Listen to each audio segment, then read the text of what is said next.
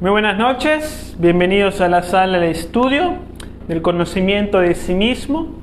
Esta semana, este jueves, vamos a estudiar este tema que se titula Fanatismo y Mitomanía. Es un tema esencial, fundamental, importantísimo de entender y de poner en práctica. Es decir, hay que hacer un trabajo interior, individual, personal, en relación a los conceptos gnósticos que vamos a explicar de fanatismo y mitomanía. Si bien vamos a ejemplificar de repente hablando de otras personas, la esencia de la enseñanza es que podamos ver el fanatismo y la mitomanía en nosotros mismos y señalar a otras personas, movimientos, logias, lo que sea, es únicamente con el objetivo de estudio y nada más, sin crítica a nadie por ningún motivo. Pero es muy importante estudiar y ser bastante serios, sobre todo en este concepto de fanatismo, ya que el fanatismo es la razón, el fundamento por las cuales hoy las religiones han perdido esa fe, ese poder, esa presencia en la sociedad. Hoy encontramos mucho ateísmo, hoy la gente no cree en la iglesia, hoy mucha gente no cree en Dios. Por la presencia del fanatismo en nuestra psicología, se han producido las más grandes masacres, asesinatos, guerras, injusticias, holocaustos. La actividad del fanatismo en nuestras mentes corrompe nuestros ideales, corrompe nuestras doctrinas, instituciones, grupos, lobbies, iglesias, y crean de nuestra sociedad división, conflicto, guerra. Entonces, el concepto del fanatismo hay que verlo con respeto, con seriedad, no como algo que pasa desapercibido sin mucha importancia, sino como algo serio, ¿no? Entonces damos inicio y decimos, bueno, ¿qué es el fanatismo? ¿A qué nos referimos con este concepto?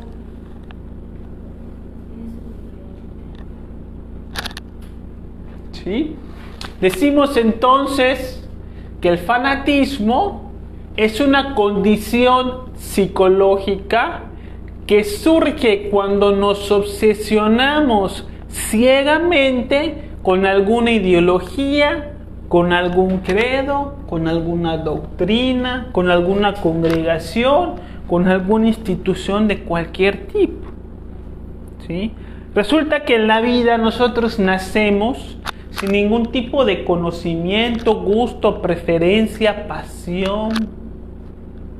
Y buscamos darle a nuestra vida propósito, buscamos en la vida un sentido. Y para esto nosotros en la vida, con los amigos, en la escuela, en la calle, en los medios de comunicación, la familia y la tradición, la cultura, vamos aceptando y participando en distintos conocimientos, grupos, instituciones de toda índole. Porque nos gusta estar ahí, porque nos gustan las ideologías que promueven, porque nos hace sentir importantes, nos da orientación. Y hasta ahí todo es totalmente razonable. La cuestión está en que en algún momento, sin darnos cuenta de ese gusto, de esa necesidad por ese grupo, por ese conocimiento, por esa doctrina, sin darnos cuenta, nos apasionamos. Nos obsesionamos con esas ideas, con ese conocimiento, ese grupo. Y esta obsesión cambia nuestra conducta, cambia nuestra forma de ser. Entonces, ¿qué conductas empezamos a desarrollar? Como por ejemplo la intolerancia, como por ejemplo la agresión, como por ejemplo el autoengaño, como por ejemplo la manipulación, como por ejemplo la contradicción. Ya lo vamos a ir explicando.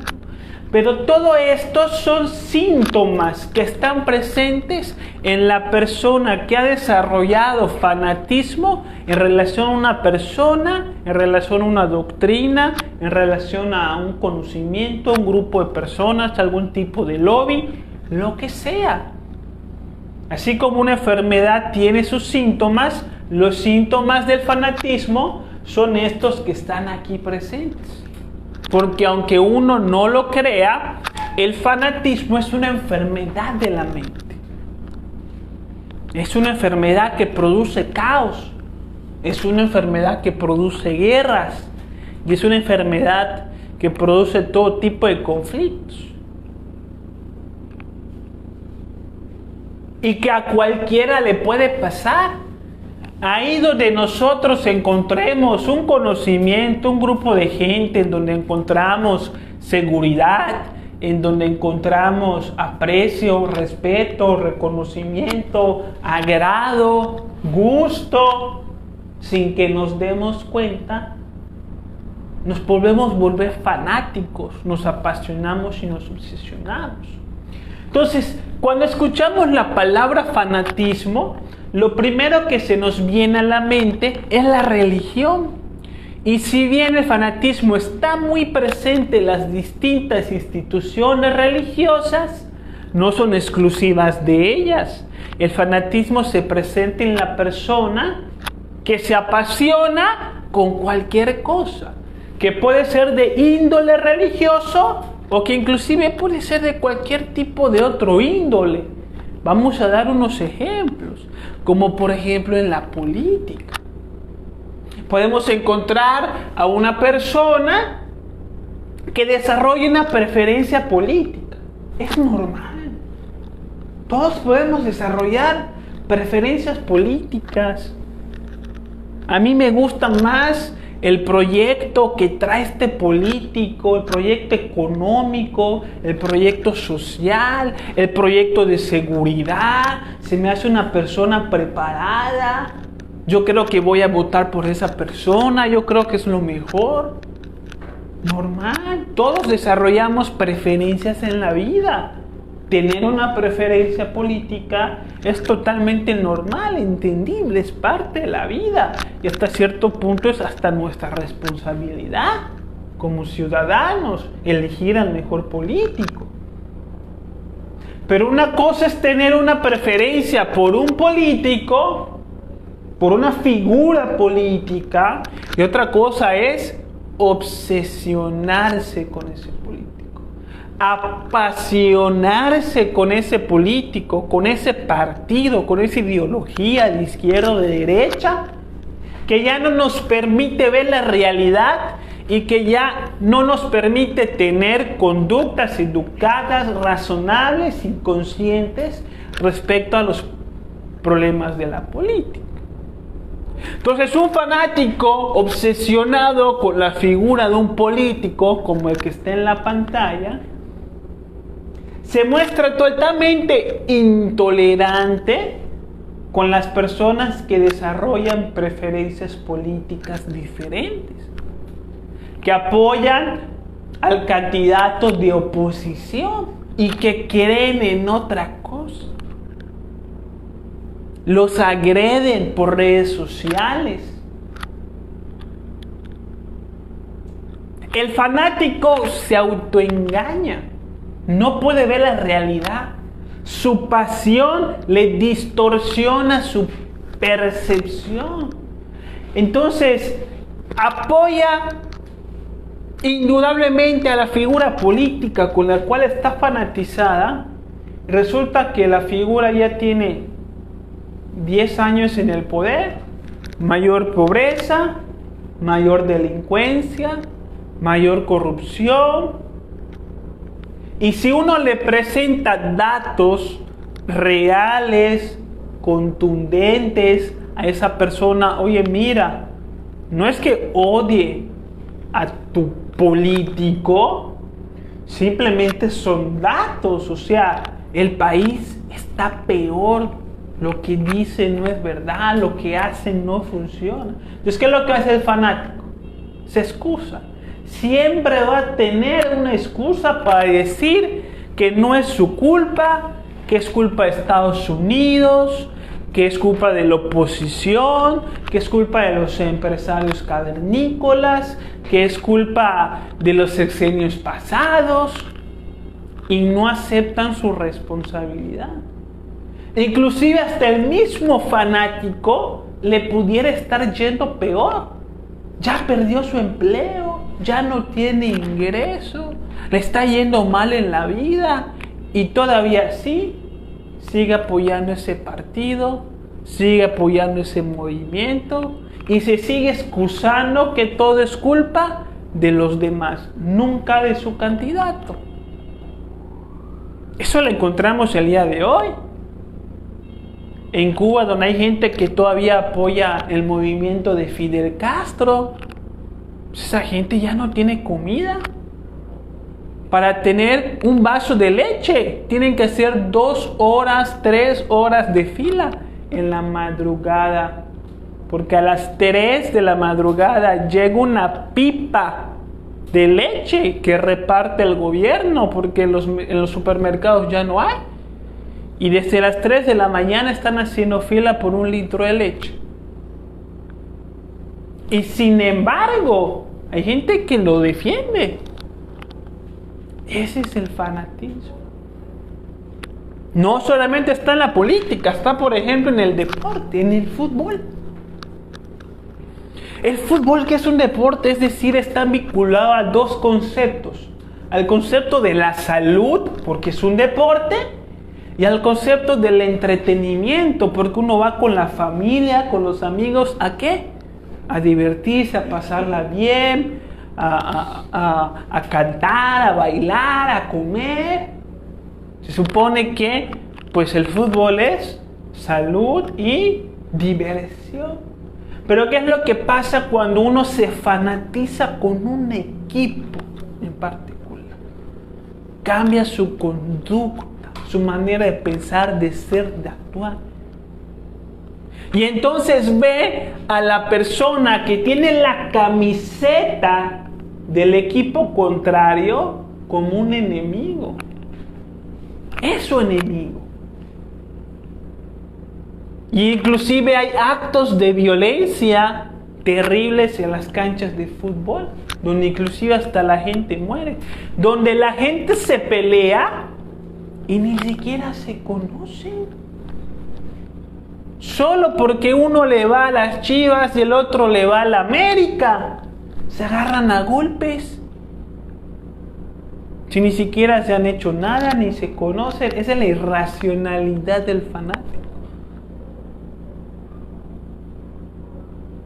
Entonces, si hay penal, entonces el fanático, ¿qué pasa? Se molesta, ¿verdad? No, árbitro vendido, que esto no se puede. Y empieza a patear las mesas, empieza a romper las cosas, tira su cerveza a la gente. Eso está mal. Eso ya es agresión. Eso ya es intolerancia. Pasa lo mismo con la política. Vean el día de la votación, ¿qué es lo que pasa?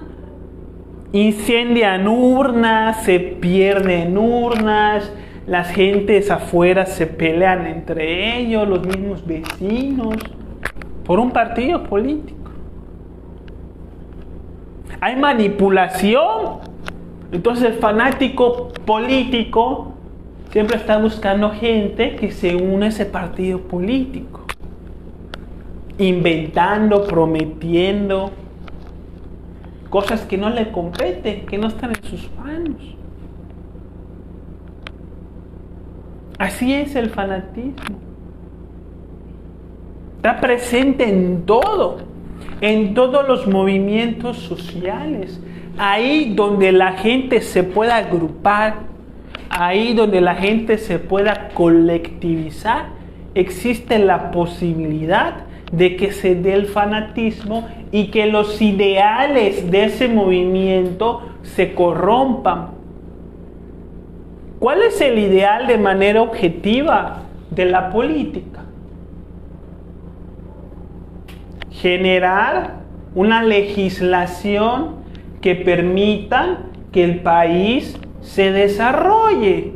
Entonces, lo importante de la política es que hayan políticos que tengan el conocimiento apropiado, que puedan hacer pues que la delincuencia baje, que haya más empleo, que haya más seguridad, mejores servicios de salud.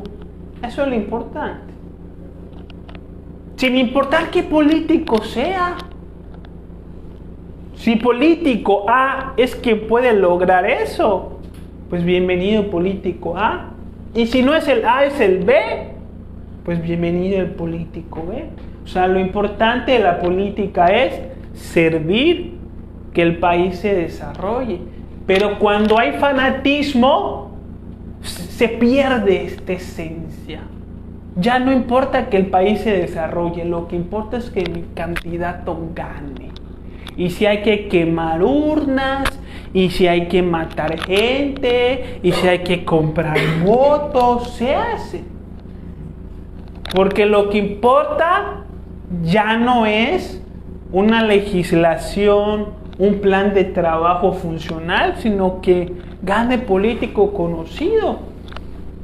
Entonces ya se corrompieron los ideales de la política, ¿no es cierto? Lo mismo pasa con el fútbol. ¿El fútbol para qué es? ¿Para qué va uno a un partido de fútbol? Para que se divierta, para pasarla bien, para descansar, para distraerse de la presión del trabajo. Pero si nos fanatizamos y empezamos el pleito con los fanáticos del otro equipo, pues ya no se vuelve algo divertido, se vuelve algo peligroso, algo indeseable, nos afecta, que te escupan, porque a veces eso pasa, ¿no? Los que están arriba escupen a los que están abajo. Entonces, eso es divertido, que te escupan. Pues no. Entonces ya el partido deja de ser divertido. Ya la gente mayor no quiere ya llevar a sus hijos porque es peligroso.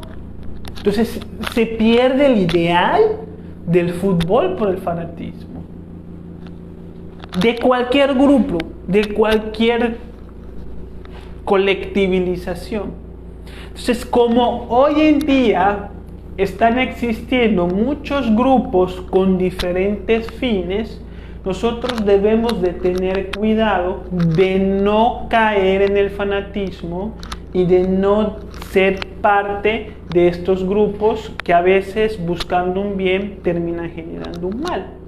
O sea, uno puede tener preferencias políticas. No estoy diciendo que todos los políticos sean fanáticos, ¿no? Uno puede tener unas preferencias políticas de una manera sana. Uno puede tener un partido de un equipo de fútbol preferido sin ser fanático, sin agredir a otros, y eso está bien.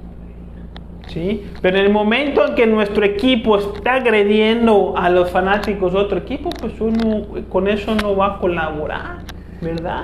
Por educación. Entonces voy a poner un ejemplo más para que vayamos abriendo un poquito más nuestra mente acerca de los problemas del fanatismo en términos sociales, antes de pasar al religioso, que es el más importante y la razón por la que estamos aquí.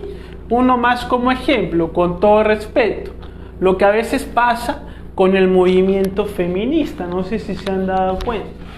Movimiento feminista, pues es una ideología que colectiviza mujeres con el fin de poder llevar a cabo de manera legislativa y también cultural la equidad de género, que haya respeto entre hombres y mujeres, que hayan oportunidades entre hombres y mujeres, que ambos se puedan desenvolver libremente en la sociedad, que haya fraternidad, que haya armonía, que no haya uno por encima del otro, sino que los hombres y las mujeres seamos iguales y que cada uno pueda trabajar y luchar por sus sueños. Esta es la esencia del feminismo, al menos el feminismo que se conoce como de primera ola. ¿Sí? Llevar a cabo esta fraternidad de manera legislativa y también cultural. Pero ahí donde la gente se colectiviza, pues se fanatiza y luego viene la contradicción. Entonces encontramos, por ejemplo, movimientos feministas, algunos, no todos, que salen y destruyen las calles, que queman iglesias, que insultan y agreden a las personas de fe. ¿Y eso qué tiene que ver con la igualdad de género? Ya se perdió, ya se corrompió la esencia, los motivos, y empezamos a darnos cuenta que está empezando a haber otro problema social. Cuando una persona cae en el fanatismo, no se da cuenta. Y como sucede con el político, está autoengañado. Es decir, por más que les muestres evidencias que lo que están haciendo no tiene una razón de ser o está mal, siempre se van a justificar. Siempre van a decir, es que así tiene que ser, es que de otra manera no se puede, es que no es culpa de nosotros, es de los otros. Y así como a lo mejor en la política se dice, no, es que es la oposición. Entonces en el feminismo se puede decir, no, es que es el patriarcado. Y en el fútbol se puede decir, no, es que es el árbitro. Siempre hay un otro. Y es el otro el culpable de mis acciones agresivas. De que yo vaya, de que yo golpee, de que yo encienda coches. Pues no puede ser. Y así con todos los movimientos sociales. Por eso uno debe de tener una reflexión íntima respecto a estos temas y siempre estar observando, reflexionando, viendo qué es lo que está pasando con los movimientos hacia los cuales sentimos atracción, preferencia, y tener cuidado siempre de no pertenecer a estos nichos que terminan haciendo más daño que bienestar, ¿no es cierto? Entonces el fanatismo no solamente está en la colectivización, en los grupos sociales de toda índole, sino también está en nuestra vida personal, en nuestra vida diaria, en nuestras relaciones, de manera individual. Así como existe el fanatismo de manera colectiva, también existe el fanatismo de manera individual. Aunque uno no lo crea, por si ustedes no se consideran fanáticos, ahorita van a ver que sí, es el fanatismo el motivo y la razón de todos los pleitos con cualquier persona en cualquier parte.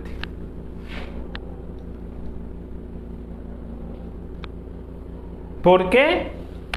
Porque el pleito se da cuando dos personas se fanatizan, cada uno con su propio argumento, con su propia idea, con su propio concepto o interpretación de los hechos.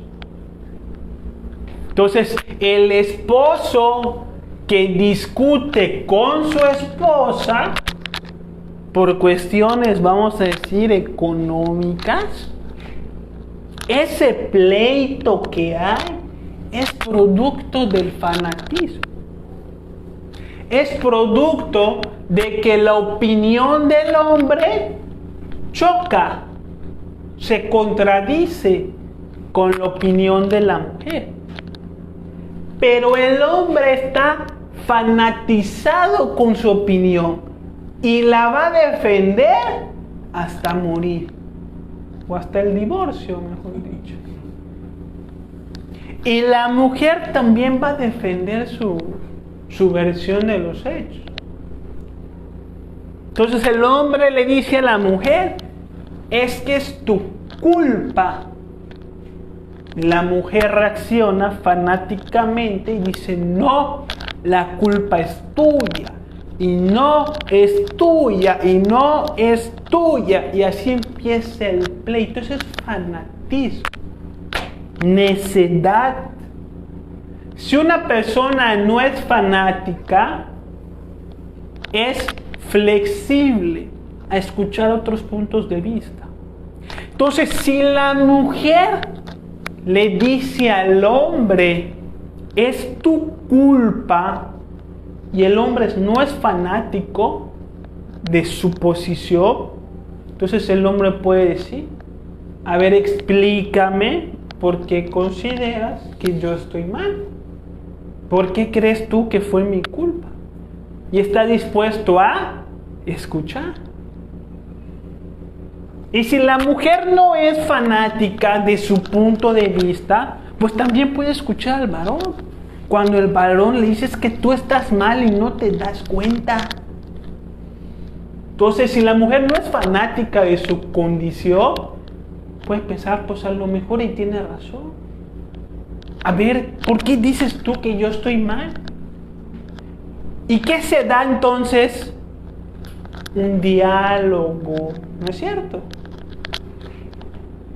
Y cuando comparten sus argumentos y los contrastan con la realidad, hasta lo mejor y se pueden dar cuenta que los dos están equivocados, que ninguno tiene la razón, que la culpa es hasta de los dos, porque uno no avisó y el otro pues tampoco sabía, no sé. Y no va a haber conflicto. Si no hay fanatismo, no hay conflicto. Nosotros, ¿cómo vivimos? En conflicto. Somos fanáticos. Si no hay fanatismo, hay convivencia, hay diálogo, se puede escuchar. Encontramos el fanatismo de los padres hasta a sus hijos. Entonces los padres le imponen a sus hijos sus propios conceptos y prejuicios de vida. El padre que es doctor, que quiere que su hijo también sea doctor. Ah, no, pero es que el hijo quiere estudiar, no sé, arquitectura. No, dice el papá. Tienes que ser doctor. Eso es fanatismo. Estás imponiendo tus ideas a las demás personas. La persona que se vuelve vegetariano, a veces desarrolla un fanatismo a ese tipo de alimentación. Y empieza a agredir y a ver feo, a ver mal a las personas que todavía tienen la preferencia de comer carne.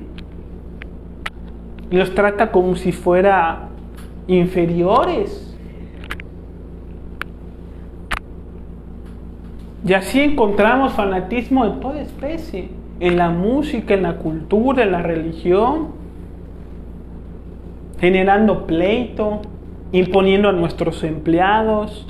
Imponiendo a nuestros inquilinos. Imponiendo a nuestros hijos. Imponiendo a nuestra pareja, nuestras preferencias. Eso es fanatismo. Siempre debemos de preguntar si está la otra persona dispuesta a hacer lo que nosotros deseamos. Si no, es fanatismo.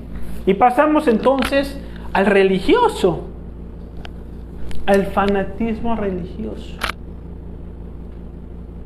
donde encontramos los síntomas del fanatismo: la intolerancia, la agresión, el autoengaño, la manipulación y la contradicción. Una persona entra a una institución religiosa, la que sea, que pueda ser como ejemplo la religión católica, cristiana, testigos de Jehová, mormones, judíos, cualquiera. Uno entra a una congregación porque tiene intereses, porque tiene curiosidad, porque tiene anhelos espirituales. Eso es normal. Pero cuando uno entra, entonces le dan una enseñanza, la persona a lo mejor lo acepta de una manera ciega, se le imponen, le dan cariño y respeto dentro de la congregación, que aprecia mucho, que le gusta mucho, pero empiezan a desarrollar una doctrina que convierta a los discípulos en personas fanáticas. Entonces encontramos personas con una fe fanática donde las personas se vuelven intolerables y no pueden socializar o compartir con personas que tengan otras creencias religiosas porque se ofenden. Si una persona que a lo mejor es muy cristiana, ¿no? Y no sé si lo saben, pero los cristianos no usan figuras religiosas, ellos las tienen prohibidas, que es respetable. Los católicos no, diferente, los católicos ponen sus cuadros, sus pinturas en toda la casa, creencias distintas, ¿no? Pero ¿qué es lo que pasa? Si el cristiano llega a la casa del católico o viene a la sala de conferencia y ve un cuadro religioso, no 1, 5, 7. Entonces empieza a acusar, a señalar que nos vamos a ir al infierno, que somos unos herejes. No estoy diciendo que todos los cristianos sean así, sino los que han podido caer en el fanatismo, que ya no pueden socializar, que ya no pueden respetar las diferencias, ¿no? Viene la agresión, viene el autoengaño. ¿Cómo es el autoengaño en la religión?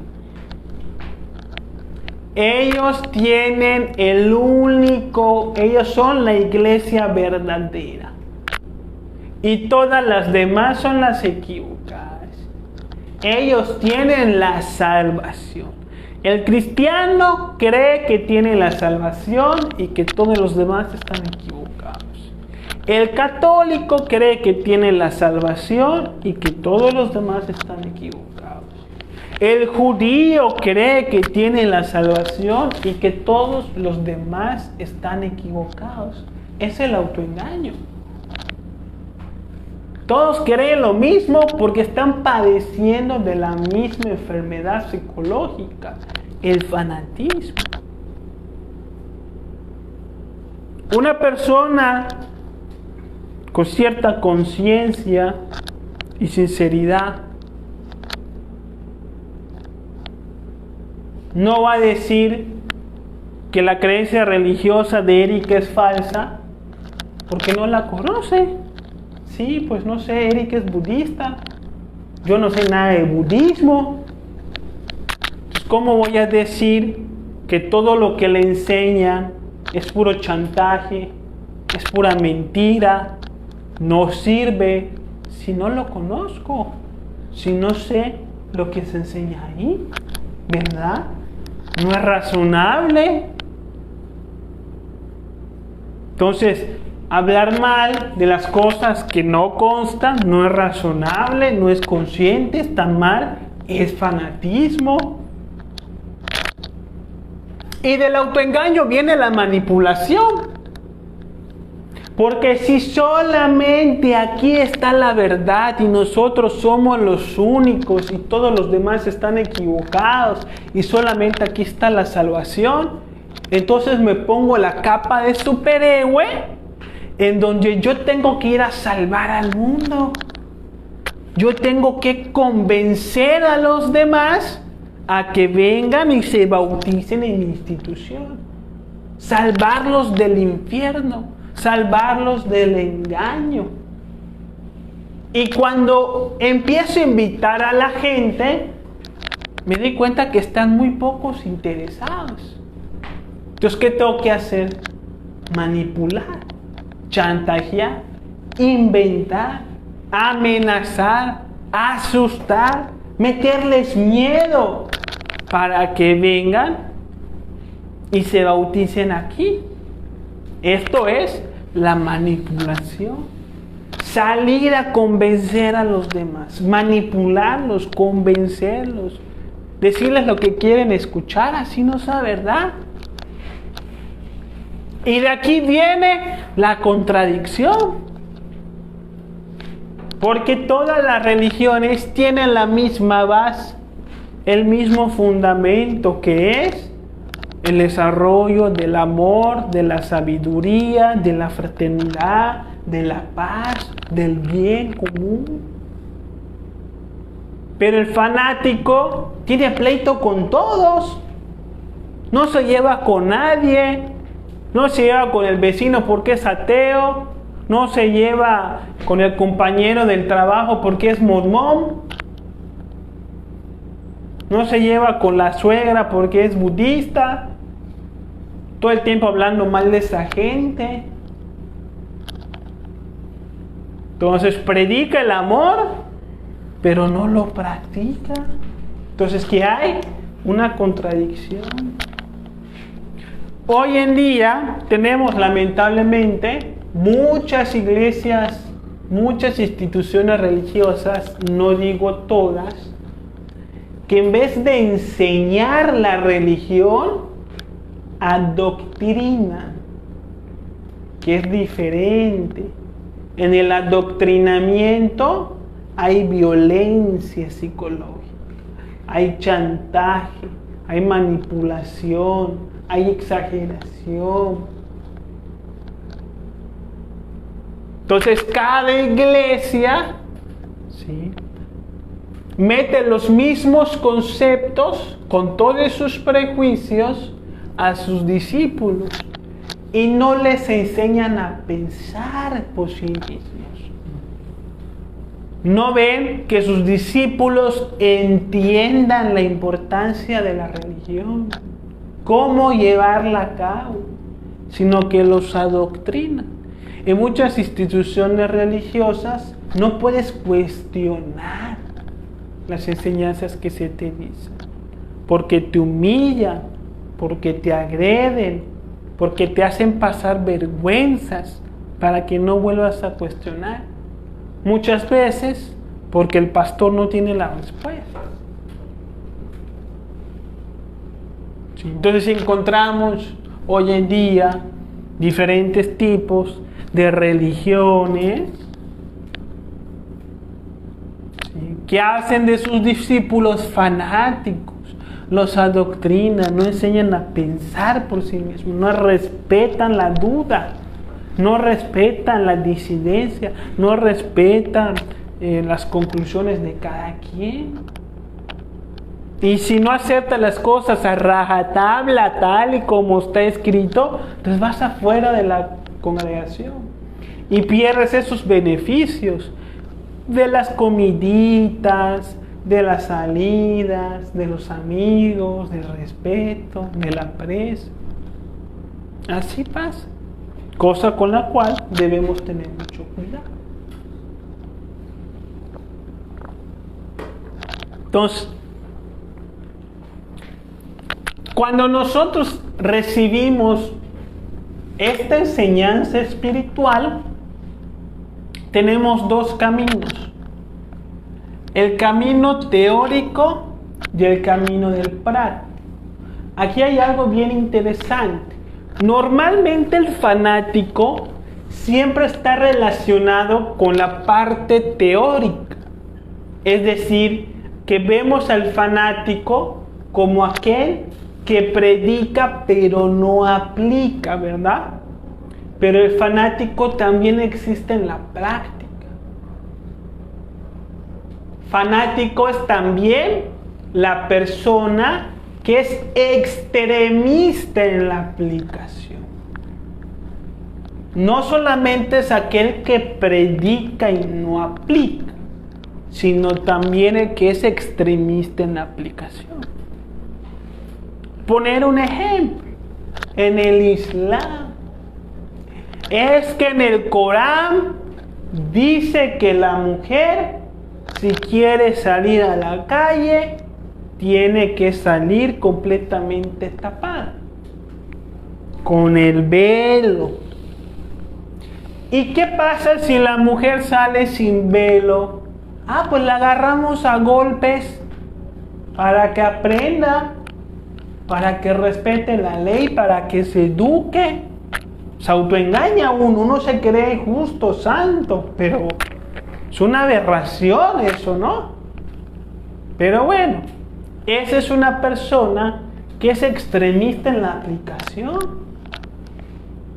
Está actuando conforme a su fe porque en el Corán ahí está escrito. Pero está siendo extremista.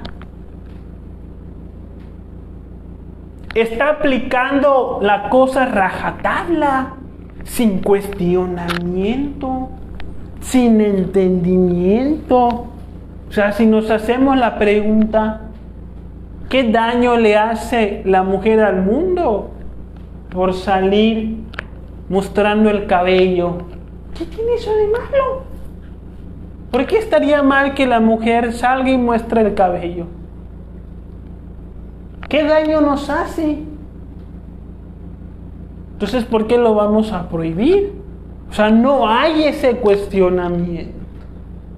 Es como está en el Corán, pues así se va a hacer. Punto. Y está bien, porque está en el Corán. Ese es el que es extremista en la aplicación. ¿Sí me explico? Entonces, nosotros recibimos hoy esta enseñanza. Esta enseñanza es útil, nos va a servir, es verdadera, pues ustedes lo tienen que comprobar. No van a decir que es verdad solamente porque yo lo digo, que lo comprueben. Pero cuando ustedes reciben la enseñanza, tienen dos caminos, el teórico y el práctico. Normalmente el fanático se va por el lado de la teoría y según las enseñanzas del Maestro Jesús, de 1000 personas, solo uno se mete por el camino práctico, verdaderamente. Entonces, muchas personas creen que por venir a la sala de conferencias ya están trabajando, ya están cambiando, ya están despertando la conciencia. Y no es eso, no es así. Venir no les va a despertar la conciencia. Lo que despierta la conciencia es la experiencia, la comprobación. Entonces, ¿cómo es el fanático? Le gusta ser instructores sin practicar. Quieren siempre llamar la atención.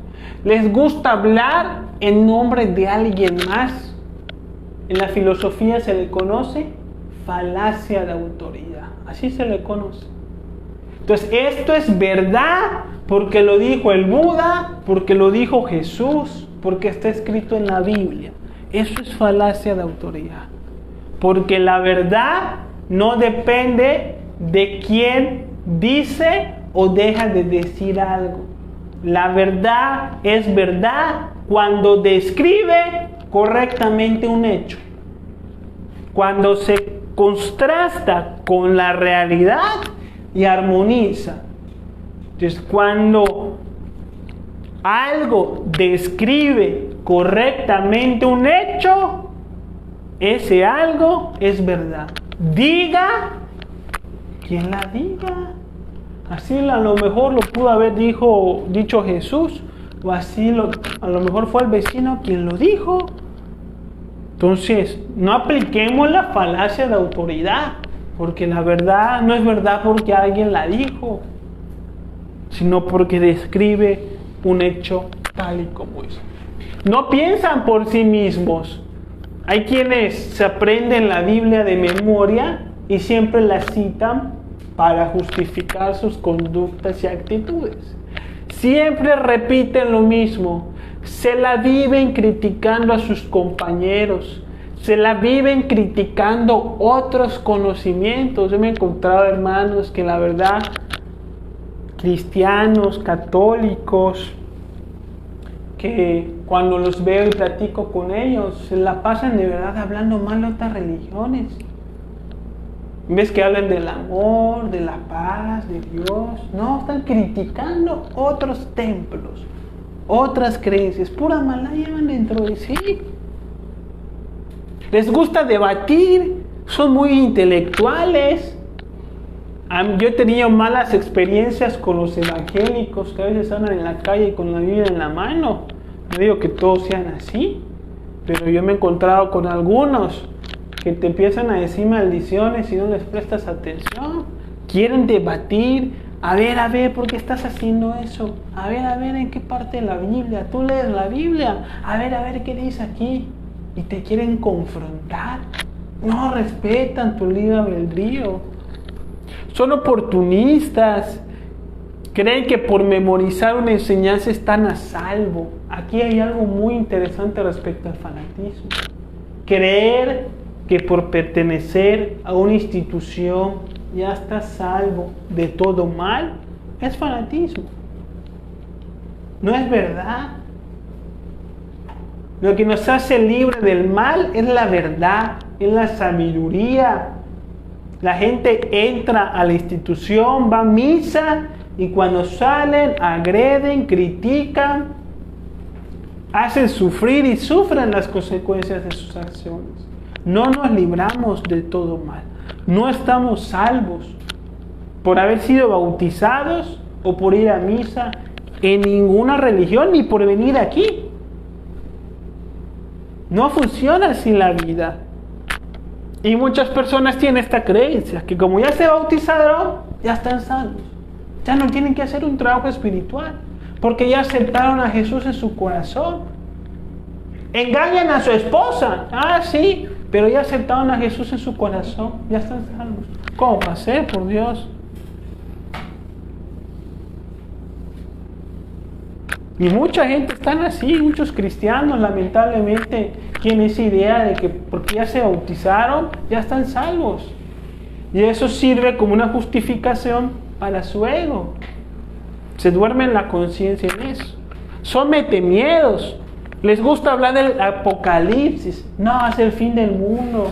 Los que no vengan se van todos para el infierno. Hablan mal de los que no practican su enseñanza. Quieren demostrar que saben mucho. Son aficionados a los rituales. Todas esas son características del fanático.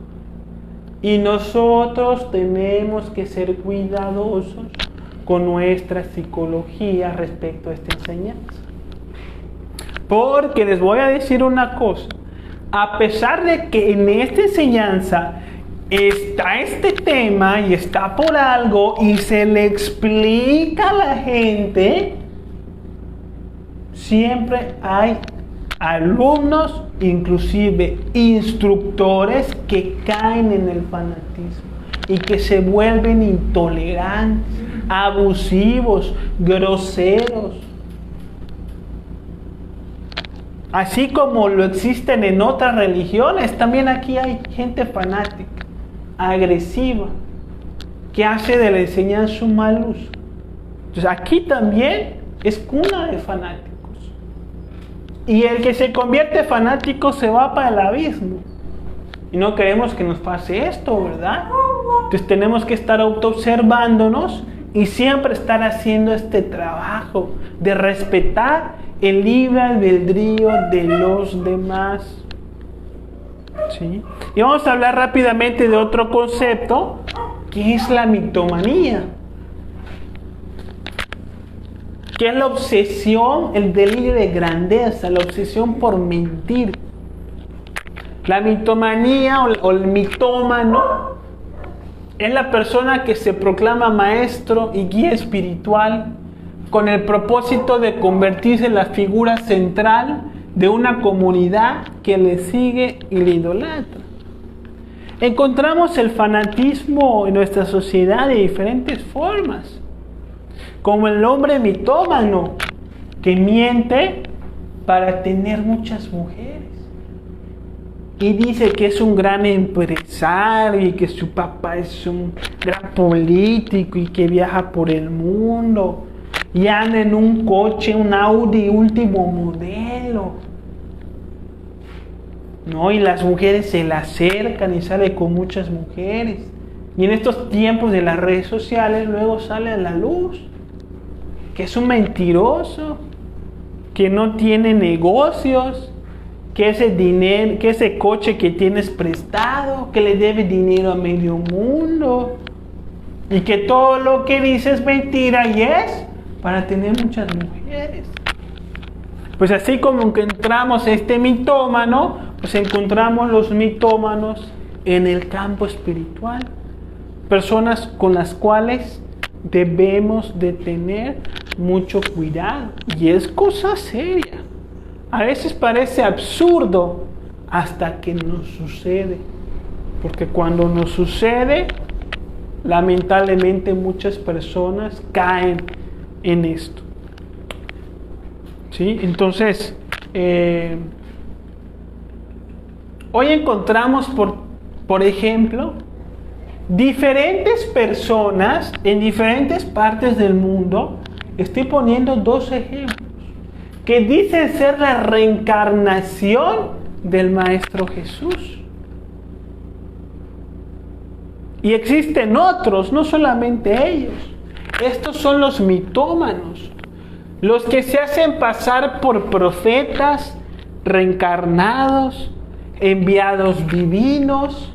Dicen que tuvieron un sueño, que Dios se les apareció y que les dijo que ellos son los salvadores del mundo.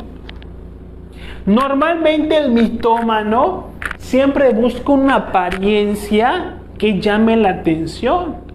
El mitómano no se va a vestir como se visten ustedes. ¿Por qué? Eso no llama la atención. Siempre se va a poner la túnica blanca, la túnica naranja, el turbante, perlas, se deja crecer la barba y empieza a desarrollar una figura exterior semejante a la de los maestros para hacerse pasar por uno.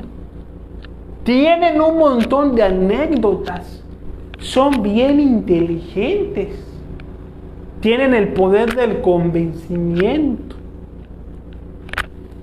Y son personas que siempre buscan seguidores. Son personas que buscan dinero, fama, prestigio, sexo. Así es como siempre se desenmascaran a estos mitómanos. ¿Sí? Vemos esta persona que dice que es la reencarnación de Jesús, pero no va colgado en la cruz, ¿verdad?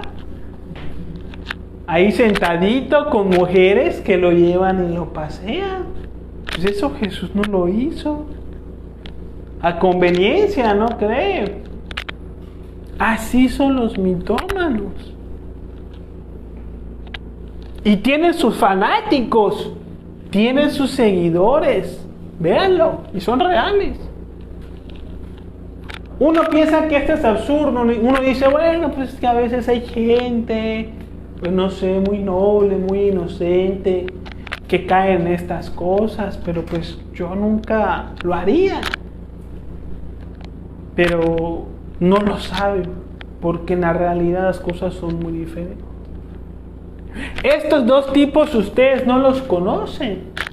Y a lo mejor ustedes los ven y dicen, no, yo ni loca voy a seguir una persona así que dice soy la reencarnación de Jesús.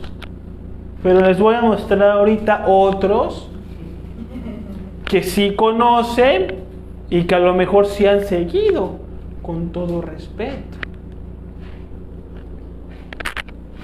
¿Sí?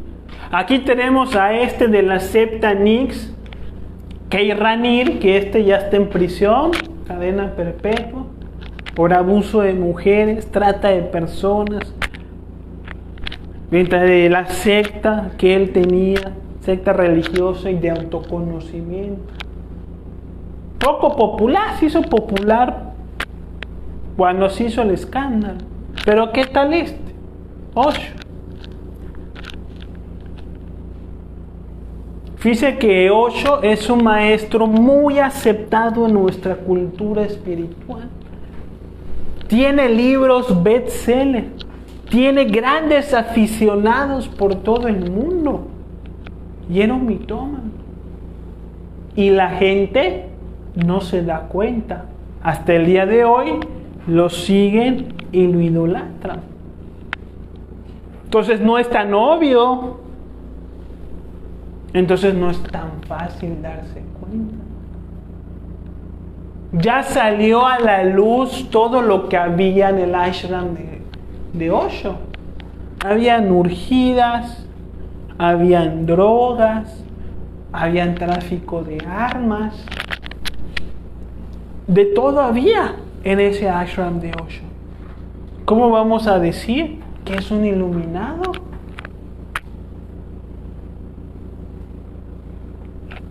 Sai Baba, no sé si han escuchado hablar de él, más popular en el Oriente. Una influencia mucho más poderosa que Osho, mucho más poderosa, miles de fieles. Y con todo respeto lo digo, sin ofender a nadie, porque puede venir aquí una persona que le tenga fe. Y no se trata de hacer sentir mal a nadie, sino poner las cosas sobre la mesa. Entonces, estos tipos, ojo, no son charlatanes, no son estafadores, son magos negros que tienen poderes y que pueden convencer a la gente. Si yo quisiera poner con todo mi conocimiento y con toda mi voluntad a 1000 personas a mi servicio para que hagan todo lo que yo quiera y me traten como un Dios, si me va bien, pues a lo mejor 2 o 3 me creen y me siguen, pero no más. ¿Cómo voy a hacer yo que 1000 personas me sigan y hagan todo lo que yo digo? Estos lo hicieron. Y no 1000 personas. 10,000, 50,000, 100,000. Sai Baba creo que llega a millones. O sea, ¿cómo lo hace? ¿Creen ustedes que son estafadores, así como los que te venden coches descompuestos? No sé. No. Son personas con poder de convencimiento. Y uno tiene que tener mucho cuidado, porque cuando uno se los encuentra, como tienen poderes, como tienen respuestas para todo, uno no se da cuenta y queda conmovido, apasionado. Estos maestros son bien intelectuales, tienen conocimiento de toda especie y mezclan verdades con mentiras y saben cómo desarrollar la admiración del otro. Entonces, si uno se acerca a Osho y le pregunta ¿qué es el amor?, Osho te va a dar una respuesta impresionante del amor, lo más puro y elevado que hay de ti. Vas a quedar impresionada con la respuesta. Y pudiera ser verdad la respuesta, porque estos maestros mezclan verdades con mentiras.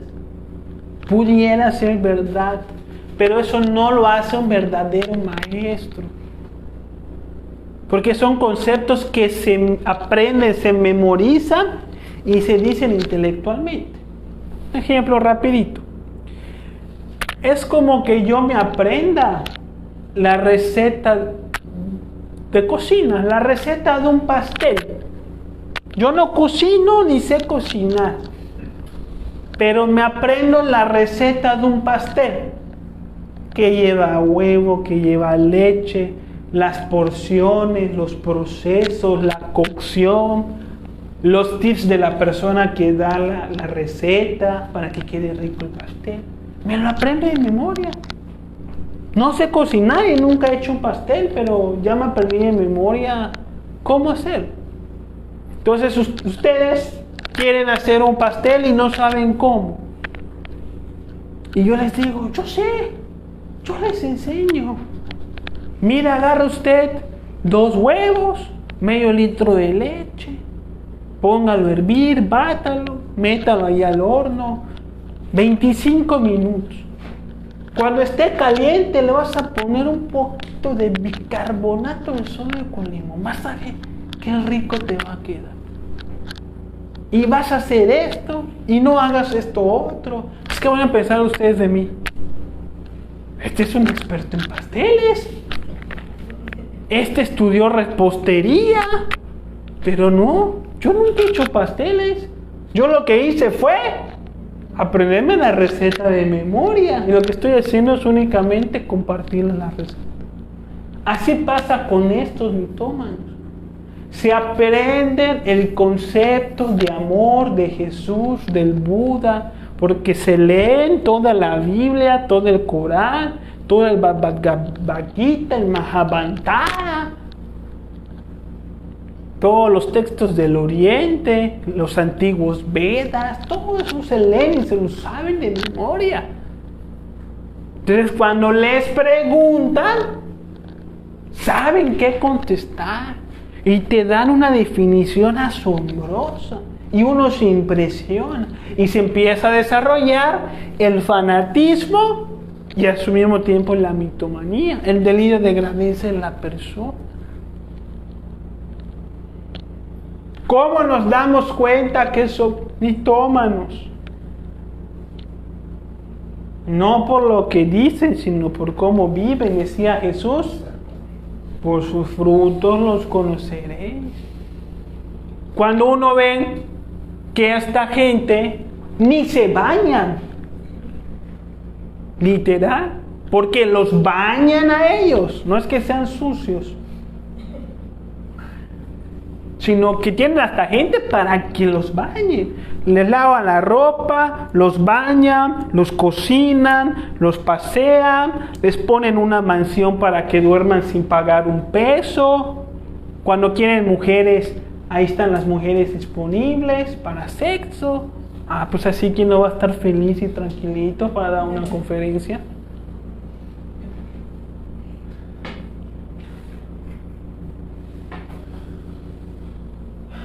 Ningún maestro de sabiduría busca seguidores. A Jesús le seguían multitudes y solamente agarró a 12. Los que vio que eran serios para recibir la enseñanza y se las dio solamente a ellos. Porque está escrito en la Biblia. A ustedes se les ha dado, se les ha concedido conocer el secreto del reino de los cielos, pero a ellos no, y les habló en parábolas. Jesús le hablaba en parábolas a las multitudes, y a los discípulos no les habló en parábolas. Les reveló el secreto de los cielos que no está en la Biblia, o codificado al menos. Entonces solamente escogió a 12. ¿Qué dijo Jesús? Yo he venido a servir, no a ser servido. Entonces vemos que Jesús sentó a sus discípulos y les empezó a lavar los pies. Y los discípulos ofendieron. Oye, ¿tú cómo me vas a lavar los pies a mí, maestro? No, ¿cómo quiere usted? No, para nada. Jesús decía, necios, teniendo entendimiento no entienden. Es que esto así tiene que ser. Yo he venido aquí a servir, no a ser servido. Y cuando vemos a estos, ¿qué vemos? Todo lo contrario. A ellos les lavan los pies, les hacen la comida, bien vivos.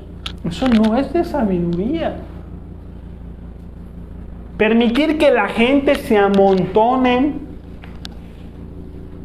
y que estén así con la mano tratando de tocarlos y que ellos todavía tengan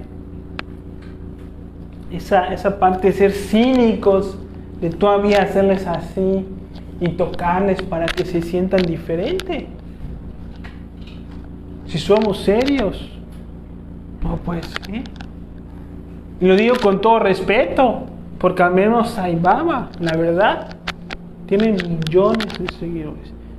Templos grandísimos, ya falleció, en donde cuando él entraba, multitud de gente, música en vivo, bailarinas, todos le aplauden, todos lo quieren tocar, todos lo adoran, le cantan, y él se deja, se conmueve con eso, mitómano.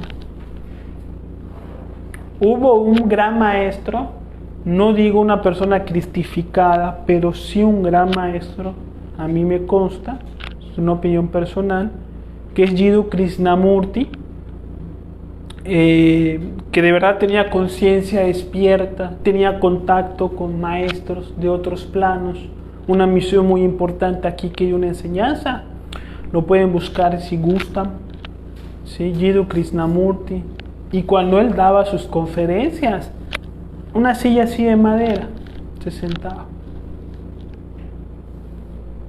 Y cuando llegaba y se sentaba, el auditorio le aplaudía. Y él les decía, ¿por qué aplauden? Esto no es un circo. Esto no es entretenimiento. Yo no necesito sus aplausos. Aquí vamos a hablar de los problemas que tenemos y cómo podemos salir adelante. Y me tienen que prestar atención porque si no, no me van a entender. Nunca aceptó ningún alabo. Es más, le dieron el Premio Nobel de la Paz en la ONU. Él dio una conferencia en la ONU y cuando se la dieron la sentó. Ahí no en el suelo, en la mesa. Porque Krishnamurti les estaba hablando seriamente de los problemas del mundo. Y todos los políticos de la ONU nada más estaban haciendo presencia, figura. No le estaban prestando atención y se dio cuenta. Pues cuando le dieron la medalla, la sentó en el suelo, allá en la mesa. ¿Sí? Y se fue molesto y nunca quiso regresar a la ONU. ¿Sí? Entonces, ese es un verdadero maestro. Tanto en su enseñanza como hasta en su conducta. Uno lo ve. Esto es serio. Aquí hay un problema que tenemos que platicar, que tenemos que entender y solucionar. No aplausos, no dinero, no charolas, no seguidores, no llamemos gente para hacer masas que ni siquiera van a prestar atención y nada, van a distraernos. No, que estamos serios.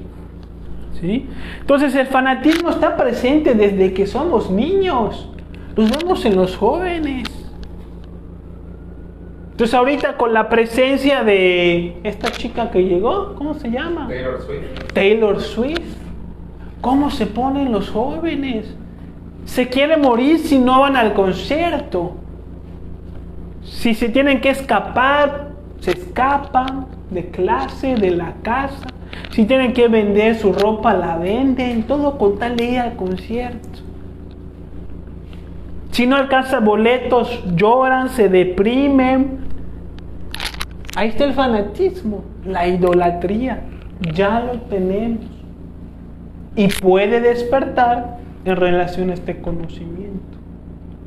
Obviamente existen los grandes maestros de la sabiduría universal, como el Buda, como Jesús, como Lao Tse, verdaderos maestros con grandes enseñanzas, que vivieron una vida humilde. Ejemplo, cuando fueron a arrestar a Jesús, ni siquiera sabía quién era. Y fue Judas que se tuvo que acercar y darle un beso para que los guardias supieran quién era Jesús. ¿O no es cierto? Ni siquiera sabían quién era. ¿Por qué? Porque Jesús se vestía como se vestían los demás en aquella época. Si Jesús estuviera aquí físicamente, tendría la ropa que nosotros usamos aquí, un pantalón y una camisa normal.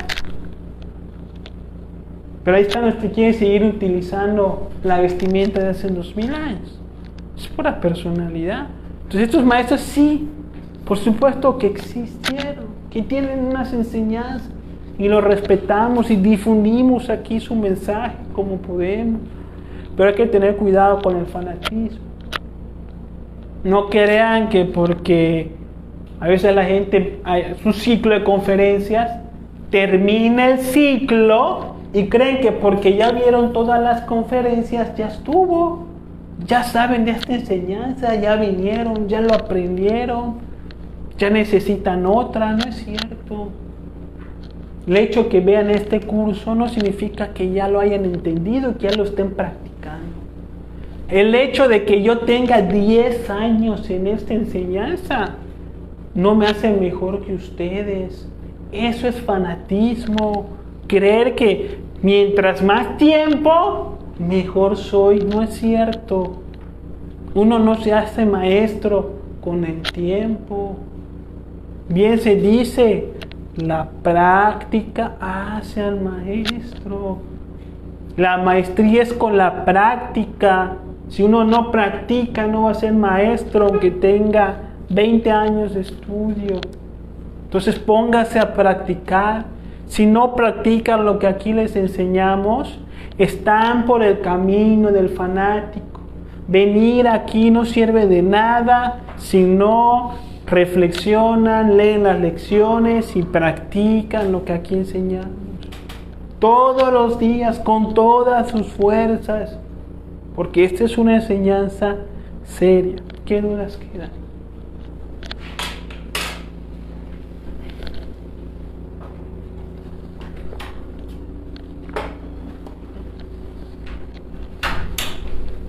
Gerardo comenta, en relación a las personas veganas, ¿cuál es la postura gnóstica en relación a las personas que dicen que comer carne es animal, es crueldad animal, el hecho de matar a un ser vivo?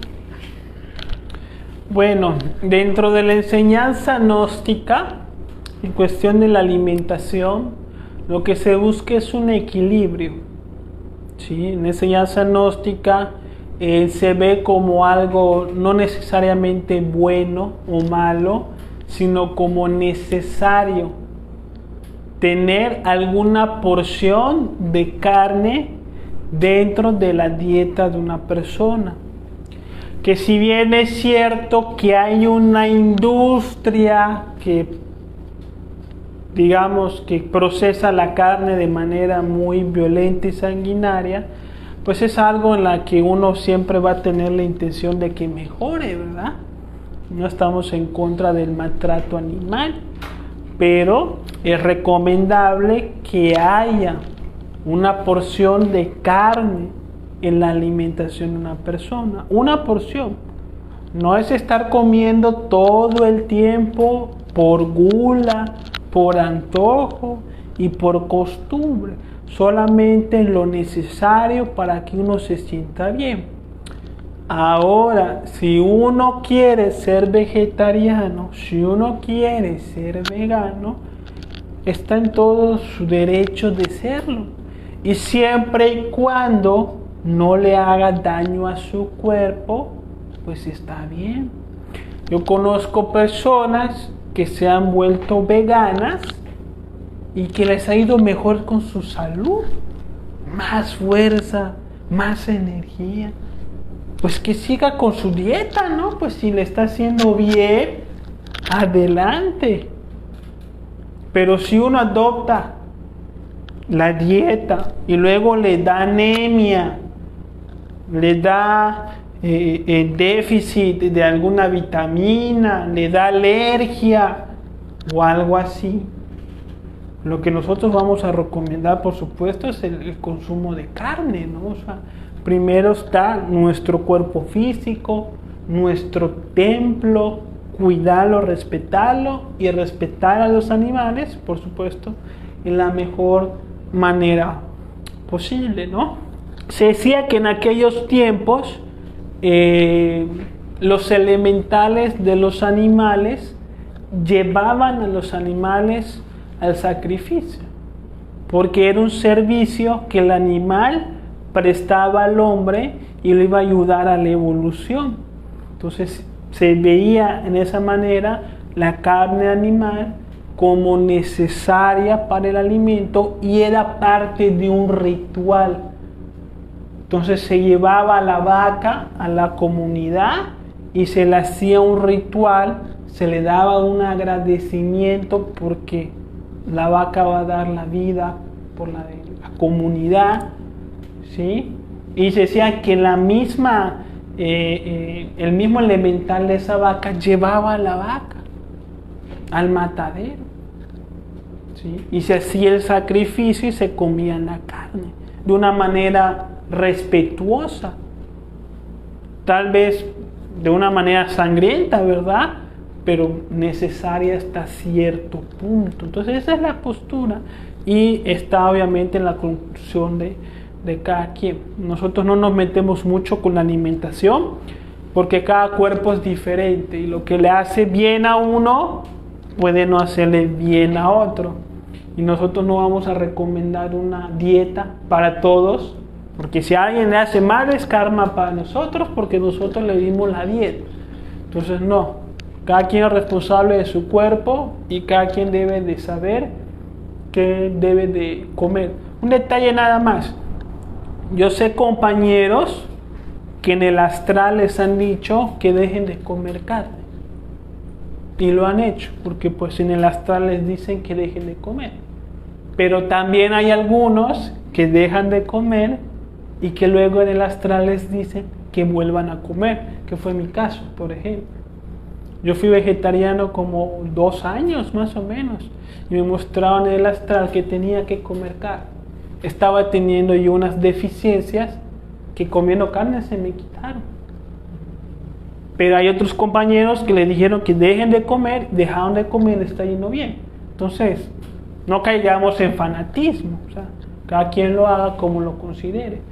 Pero lo importante es aquí es el cuerpo, hay que alimentarlo, que esté sano, porque la obra cuesta trabajo y si no estamos sanos, no la vamos a poder hacer.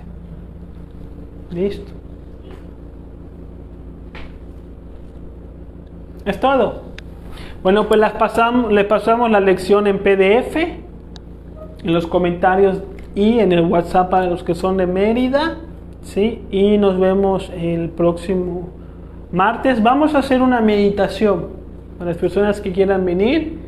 No este miércoles que viene, sino hasta el otro, ¿sí? A las 7:30 como siempre, gratuita, una meditación reflexiva. Los que quieran venir, pues bienvenidos. Estamos dando un tiempo para que lo podamos agendar de este miércoles al otro y pues muchas gracias por estar aquí.